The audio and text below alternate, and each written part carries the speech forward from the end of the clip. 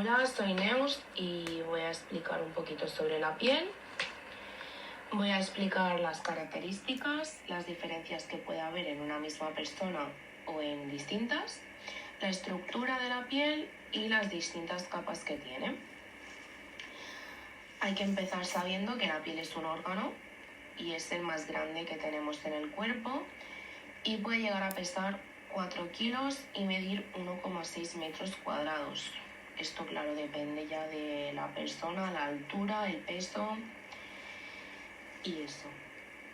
Después tenemos las funciones de la piel, que son 4, que son proteger el cuerpo, ayudar a mantener la temperatura corporal, el sentido del tacto y la permeabilidad, que hace de intermediario entre el medio externo e interno. Luego tenemos las diferencias de la piel, que en una misma persona pueden variar el espesor, que puede ser piel fina o piel gruesa. La fina suele estar en las superficies de flexión de las articulaciones y en los párpados, y la gruesa en las palmas de las manos y en plantas de los pies, por algo que voy a explicar ahora un poco más adelante. Luego la pigmentación, que hay zonas más oscuras, que son las más expuestas al sol o la aureola mamaria, y las zonas más claras, que son las que están menos expuestas al sol. Luego la pilosidad, que hay por todo, excepto en las palmas de las manos, en las plantas de los pies y en la falange distal de los dedos. Y esto puede variar la densidad. Según la zona, pues puede haber más o menos pilosidad. Y el microrelieve cutáneo, que pueden ser pliegues, que pueden ser más o menos profundos y aparecen en la presencia de músculos y en zonas articulares, como son la rodilla, la muñeca o las líneas de expresión. Y luego están los orificios, que son los porosudoríparos, y orificios polisebáceos, que son los pelos y las glándulas sebáceas. Y luego tenemos las diferencias de la piel en personas diferentes, que esto puede variar el espesor, que varía según la edad, el sexo o la genética. La edad, pues cuanto más mayor sea la persona, más fina se va volviendo y menos elástica. En el sexo, pues los hombres suelen tener una piel más gruesa, más resistente y menos sensible al tacto que las mujeres. Y la genética, pues la piel oscura suele ser mucho más compacta que la clara y tienen más capas en el estrato córneo. El estrato córneo explicaré un poco más adelante lo que es. Luego también puede variar la pigmentación, que eso viene determinado genéticamente, y la pilosidad. En las pieles blancas suele haber más pilosidad que en las pieles oscuras. Luego nos viene la estructura de la piel, que tenemos la epidermis, que está formada por tejido epitelial, la dermis, que está formada por tejido conjuntivo, y la hipodermis, que está formada por tejido adiposo. Ahora vamos a explicar un poquito más dentro de cada capa.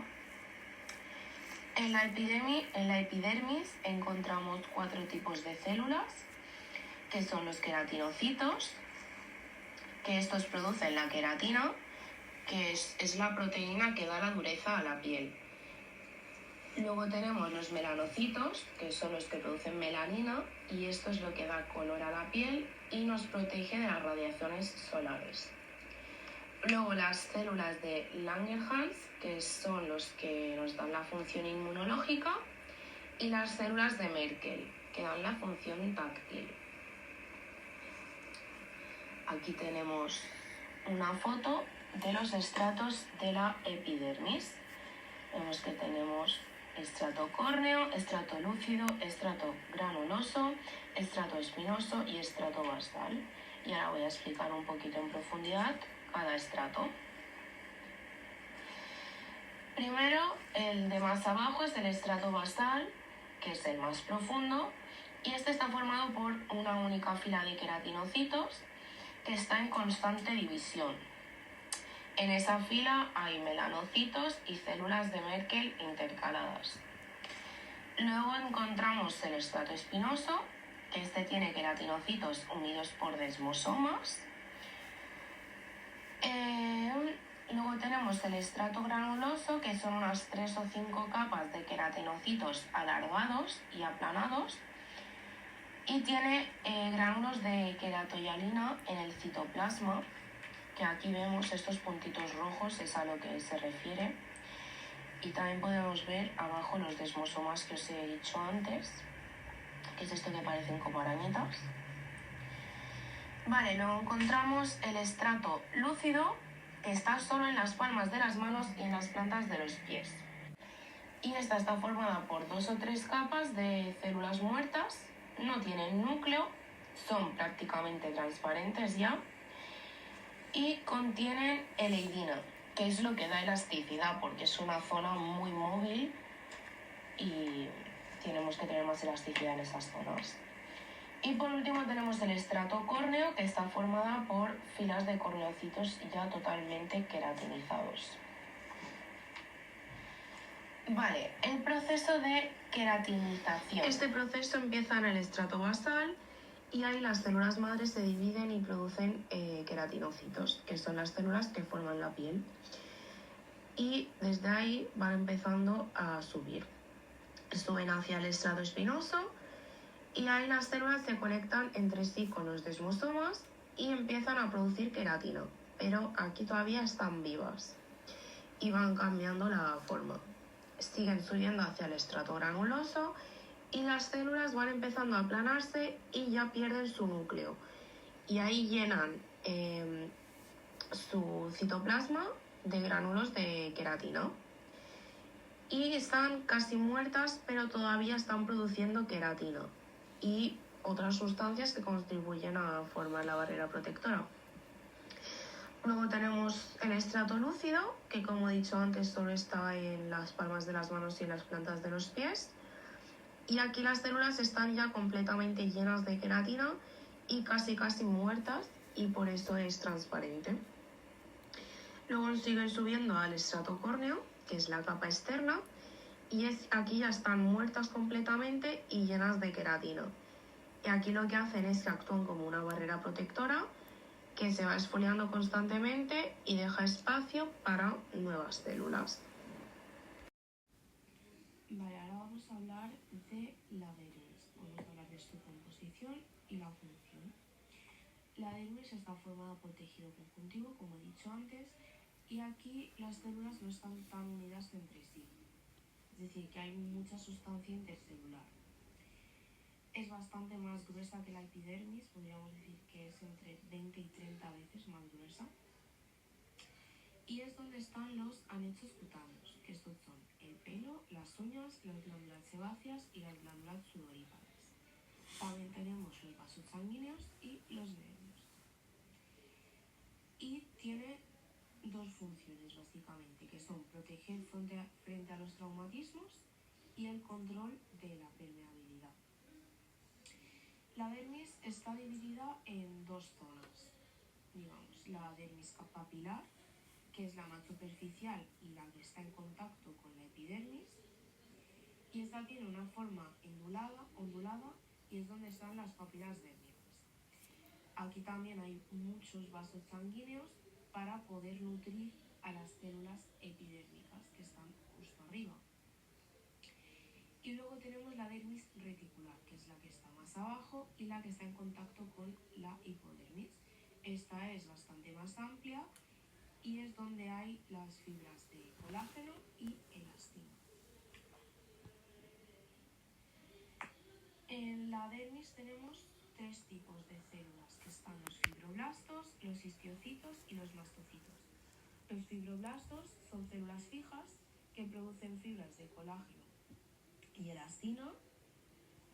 Los histiocitos son las células móviles y son responsables de la fagocitosis. Y luego los mastocitos, que son grandes y responden a inflamaciones y a alergias. Luego tenemos la vascularización y la inervación en la dermis. La vascularización consiste en que los nutrientes llegan a todas las células de la piel gracias a la presencia de los vasos sanguíneos. Estos vasos forman redes de capilares arteriales y venosos que se van cruzando y se comunican formando plexos. Y hay dos tipos de plexos, el plexo subpapilar y el reticular. El subpapilar está debajo de las papilas dérmicas y se encarga de nutrir a la epidermis. Y el plexo reticular está en la dermis reticular, que es la más profunda. En la dermis también existen vasos linfáticos que son responsables de conducir los desechos celulares y el exceso de líquido. Y la inervación consiste en que en la dermis se encuentran dos tipos de fibras nerviosas, los nervios motores y los nervios sensitivos. Los nervios motores inervan los vasos sanguíneos, las glándulas y los músculos piloerectores. Y los nervios sensitivos son terminaciones nerviosas que actúan como receptores sensoriales y pueden ser libres o encapsulados. Y por último tenemos la hipodermis. Esta es una capa de tejido adiposo que está justo debajo de la dermis. Las células de esta capa se denominan adipocitos, por eso es tejido adiposo, y acumulan grasa en el citoplasma.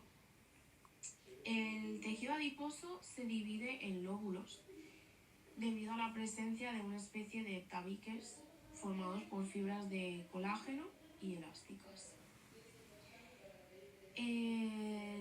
Las funciones que tiene la hipodermis son reserva energética, protección frente a traumatismos, aislante térmico y mantiene la turgencia de la piel. Y ya estaría.